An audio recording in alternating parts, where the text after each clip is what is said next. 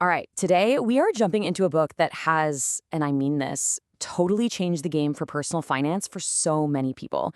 It's The Simple Path to Wealth by J.L. Collins. And look, this isn't your typical stuffy money guide. It's more like a really straightforward philosophy designed to just cut through all the noise and put you on a direct path to financial freedom. So let's break it down together. The entire book, really, it all comes back to this one powerful question. I mean, we're all taught the same story, right? Go to school, get a job, work hard for decades, save a little bit, and then maybe you get to enjoy retirement when you're old and gray.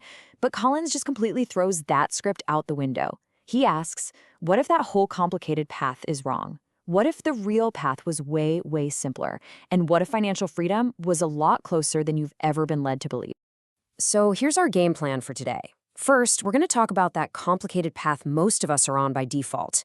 Then we'll completely redefine what wealth actually means.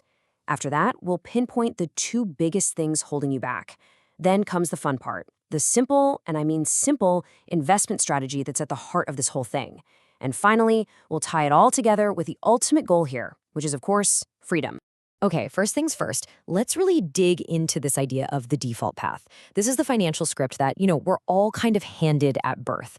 It's the one that's usually full of confusion, stress, and a finish line that always seems to be moving further and further away. What makes this book so powerful and so different is where it came from. This wasn't written for Wall Street wizards. It actually started as a series of letters from J.L. Collins to his own daughter. Seriously, his whole goal was just to give her a simple, basically foolproof guide to money, without all the jargon and the complexity that just confuses everybody. That's why it feels so personal and direct, and why it's so incredibly effective. All right, now for what I think is the most important part, the mindset shift. Because before we can even talk about strategy or investments, we have to get on the same page about what we're even aiming for. So, what is wealth really? Now, this slide is so interesting because of the contrast. Over on the left, you've got the version of wealth we see in movies, right? The fancy cars, the mansions, the huge bank account, all about impressing other people. But Collins completely reframes it. For him, wealth is an internal feeling. It's going to bed with no money anxiety. It's the freedom to actually choose your life's path. And most importantly, it's having total control over your own time. And this quote is it's the core of the whole philosophy. See, true wealth isn't some endless race to earn more and more and more. It actually begins when you get a handle on your spending. It's about figuring out how little you actually need to be happy. Because financial freedom, real freedom, is born in that gap between what you earn and what you spend. So once you've got this new definition of wealth in your head, you got to know what's trying to stop you from getting there. And Collins points out two major enemies that are constantly working against your financial freedom. They're sneaky, but man, are they powerful. Enemy number one is consumer debt. And I love how Collins describes it. It's an anchor. It's not just a math problem with interest rates, it's a life problem. Every single dollar of debt you have is literally you trading away your future time and your future freedom for something you just wanted right now. It's a heavy weight pulling you down. Now the second enemy is a little more subtle. It's lifestyle inflation. And this is the trap that, let's be honest, almost all of us fall into. You get a raise, so you get a nicer car. You get a promotion, you get a bigger apartment. Your income goes up, but your spending goes up right along with it. And what does that mean? It means you're never actually getting ahead. You're just running faster on the exact same treadmill. And here it is, the solution to both of these enemies. You have to consciously, deliberately break that link between earning more and spending more. When your income goes up, your lifestyle shouldn't. Your investment rate should. That gap is the secret sauce. That's how you build real, unstoppable momentum toward freedom. Okay, so this brings us to the how. You've got the right mindset. You know the enemies. So how do you actually build wealth?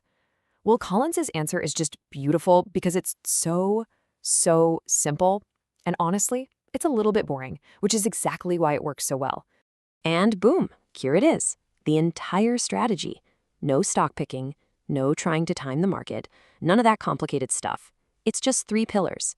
First, you diversify by owning a piece of the entire market. Second, you keep your costs as low as humanly possible by using index funds. And third, and this might be the hardest part, you just hold on for a long time. You let the absolute magic of compounding do all the heavy lifting for you. This is such a critical point to understand. So many people think investing is about being clever, about outsmarting everyone else to beat the market. Collins says no, no, no, that's all wrong. The market itself is the most powerful wealth-generating engine ever created in human history. Your job isn't to try and beat it. Your job is to simply own a piece of it and hang on for the ride. So we've got the mindset and we've got the tool. But that brings us to the final and really the most important piece of the puzzle, the why. What is all this for? Why are we saving and investing? Because it's not about having a giant pile of cash. It's about buying something way, way more precious. And there it is. This is the core message of the entire book, right here. Money is just a tool. It's just paper. Its only real value comes when you can exchange it for your own time, our one truly non-renewable resource. Every dollar you invest today is a down payment on buying back your future hours, days, and years. So this is it. The entire philosophy boiled down into one simple formula. It's really just a set of habits, right? You live on less than you make, you invest the difference every single time consistently. You have to be incredibly patient. You keep everything simple and avoid high fees like the plague. And finally, you have to know your destination. You need to know what enough looks like for you. And it's so important to get this straight. The end goal here isn't necessarily to sit on a beach and do nothing forever, unless that's what you want. It's about reaching a point where you work because you want to, not because you have to pay the bills. It's having the power to choose what you do with your days. Maybe that's a passion project, or spending more time with your family, or traveling. It is about complete, total autonomy over your own life.